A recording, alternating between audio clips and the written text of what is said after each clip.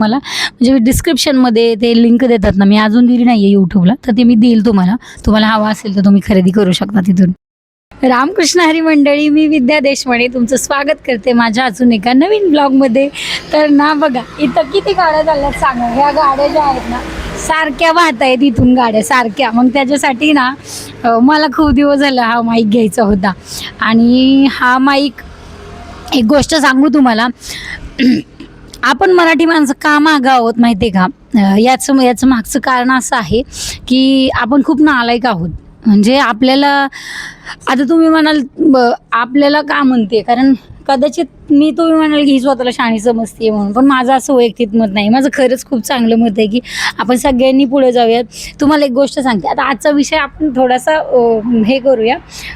परवा म्हणजे 2-3 दिवसाखाली ना, नाही, एक 20-25 दिवसापूर्वी ना, एक आमच्याच पाहुण्याच्या मुलाची पोस्ट होती. खूप छान पोस्ट होती. म्हणजे त्यांनी छान केलं होतं काहीतरी, अधिक मास म्हणूयात किंवा काहीतरी होतं, ते खूप छान होतं.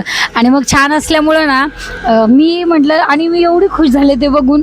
मग माझा शिवम मला म्हणतो, मी लय खुश झाले आणि कमेंट वगैरे केलं मी. मग मला शिवम म्हणतो, मी अगं तू किती येडी आहे, असंच तू काय केलं असतं तर त्यांनी तुझ्यावर कमेंट केले असते की काय वेळे चाले लावलेत म्हणून, असं त्यांनी कमेंट केले असते, असं माझा शिवम मला म्हटला. तर मी म्हटलं, मग मला असं वाटलं की अरे, की मी स्वभावाने खूप छान आहे. माझा मुलगा मला म्हणतो की मम्मी लोक तुझ्याबद्दल असं बोलतील आणि तू लोकांचं कौतुक पाहून किती खुश होते. हेच माझं स्वतःचं असं मत आहे. आपण मराठी माणसं खूप नालायक आहोत. ह्यासाठी म्हणते की आपण एकमेकाचं खुश होत नाही. आणि आपल्यात बघा, आता मारवाडी म्हणा, गुजराती लोक म्हणा, एकमेकाला खूप सपोर्ट करतात बघा, खूप सपोर्ट करतात. मी बघितले की हे लोक, त्यांच्यात जर मयत झाली ना, तर मयत झाल्यावर पण हे लोक पैसे देतात, एकमेकांना मदत करतात. आणि दुसरं म्हणजे कधी नवीन बिझनेस वगैरे सुरू केला ना, तर ते फुलाचे गुच्छे, घरातले तसले घाणेरडे साडी टावेल टोपी नेत नाहीत, ते पैसे देतात की जेणेकरून बिझनेसला वगैरे त्यांच्या उपयोगी येतात. असं तसं आपल्या मराठी माणसात नाही. आपल्यात कुणाचं वाईट झालं, पुतण्याचं, मावशीच्या मुलाचं, पुतण्याचं वाईट झालं तर त्यातली त्यात फार आनंद होतो आपल्या लोकांना. आणि बहिणीचा मुलगा, असं बऱ्यापैकी मी बघितले. बाई, मला तर माझ्या बहिणीच्या लेकरांचं काही वाईट झालेलं बघवणार नाही. मला माझ्या बहिणीचा मुलगा फास्ट गाडी चालवतो ना, अगदी बहिणीचा मुलगा सोडा, बहिणीच्या जावेचा मुलगा सुद्धा इतका जवळचा झाला आहे मला आता की त्याला लागले तर मला रडायला येतं. इतकी मी म्हणजे लय भावना विवश झाले मी. दुसऱ्यांच्या लेकरांचं तर सोडूनच, मला बहिणीच्या जावेच्या मुलाला सुद्धा काय झालेलं आवडत नाही. आणि बाकी तर काही सगळी, मला असं कोणाचं वाईट व्हावं असं माझ्या मनात वाटतच नाही. माझं मन खूप चांगले. आता हा विषय आहे माईकचा. माईकवरून हा विषय एवढा आपला लांबला, 3 मिनटं लांबला. तर ना मला माईक घ्यायचा होता. आणि खरं मी तुम्हाला सांगू, आत्तापर्यंत मी म्हणजे मोठ्या ज्या गोष्टी आहेत ना, त्या सगळ्या माझ्या नवऱ्याने मला घेऊन दिलेल्या आहेत. असं नाही आहे की मी खूप स्वतःला शहाणी समजते, असं ह्यातलं काही नाही आहे. भरपूर साऱ्या गोष्टी माझ्या नवऱ्याने मला, मोठ्या दागिने वगैरे, भारी साड्या, किंवा भरपूर साऱ्या गोष्टी माझ्या अपेक्षा त्यांनी पूर्ण केल्या. पण मी पण त्याला थोडं काम केलं आणि त्यांना मदत केली आहे. मी पैसे साठवले, त्यांना दिले, भरपूर सारं मी पण काय केलेलं आहे. म्हणजे मी त्यांच्यावर डिपेंड न राहता मी स्वतः भरपूर साऱ्या गोष्टी केलेल्या आहेत. त्यामुळं मी फक्त त्यांच्यावरच निर्भर नव्हते, मी स्वतः पण पैसे कमवायचे. त्यामुळं सगळ्या गोष्टी त्यांनीच घेऊन दिल्यात. असं काही नाही आहे, नवऱ्याच्या जीवावर बसून खाणारी बाई मी नाही आहे. तर भरपूर साऱ्या साड्या, काही ज्या गोष्टी आहेत ना, की भरपूर साऱ्या गोष्टी, घरातल्या साड्या, ज्वेलरी वगैरे गोष्टी मी कमवलेल्या आहेत. त्यामुळं मी आत्मनिर्भर आहे. आणि मला खरं सांगू, इकडं आलो ना आम्ही गोव्याला, त्यावेळेला मला माईक घ्यायचा होता. आता तिथं मी म्हणजे छोटी मोठी कामं होती माझ्याकडे, भरपूर सारे ब्लाऊज शिवायला होते. आणि दुसरं म्हणजे मी स्कूलमध्ये पण जात होते, त्यावेळेला माझ्याकडे पैसे असायचे. पण आता इथं आल्यावर माझ्याकडे पैसे नव्हते तर मग मी काय करणार ना, पैसे नाही तर माईक घेणार कसा, यांना कसं म्हणणार ना. आणि ते बिचारा नाही म्हणत नाही कधी, मी काय पण म्हणू द्या, मला काय घ्यायचं आहे ना. आत्ता मी आयफोन मागितला तरी ते मला घेऊन देतील. पण मी स्वतःच विचार करते की अशा नको म्हणून. हां, तर मग मी म्हटलं नको घ्यायला, नाही का, आयफोन लगेच. म्हणजे मी म्हटलं नको माईक घ्यायला, आपण कुठून पैसे आणायचे. आणि इथं आल्यापासून मला माईकची खूप गरज होती, कारण कंटिन्युअसली गाड्या वाहतात इथून. मग खालीच आहे, म्हणजे आम्ही इथंच असतो दिवसभर, ते खाली असतात आणि घरवरती आहे. त्यामुळं मग मला गरज होती माईकची. मग खरं सांगू, मी खरंच खूप नशिबान आहे, पण सध्याला नाराज आहे. स्टेट चेंज झाल्यामुळं जरा थोडीशी सवय नाही आहे इथली म्हणून, पण मी नशिबान फार आहे. तर मला ना ऑफर आली एक आणि कायम मला काय पण छोट्या छोट्या गोष्टी पाहिजे असल्या ना की माझ्याकडे अशा गोष्टी येत राहतात.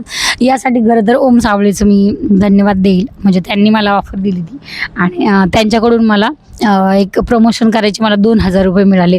तर 2,000 रुपये मला मिळाल्याच्या नंतर मग मी ते प्रमोशन केलं आणि त्याचे 2,000 रुपये मला मिळाले. हा जो माईक आहे ना हा ऑनलाईन जर घेतला तर 2,200-2,400 रुपयापर्यंत हा माईक आहे. 2,400 इव्हन मला वाटतं आता 1,900 रुपये पण भेटेल.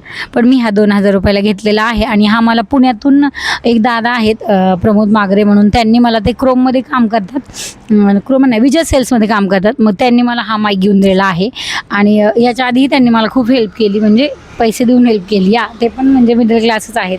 मग आपण कसं कोणाकडून मदत घेणार ना. तर त्यांनी मला हा माईक पाठवला, म्हणजे त्यांनी ऑलरेडी घेऊन ठेवला होता. मी सांगितल्या त्यानंतर त्यांनी मी आत्ता पुण्याला गेल्यावर मला तो दिला. तर माईक छान आहे. मला खूप हौस होती या माईकची.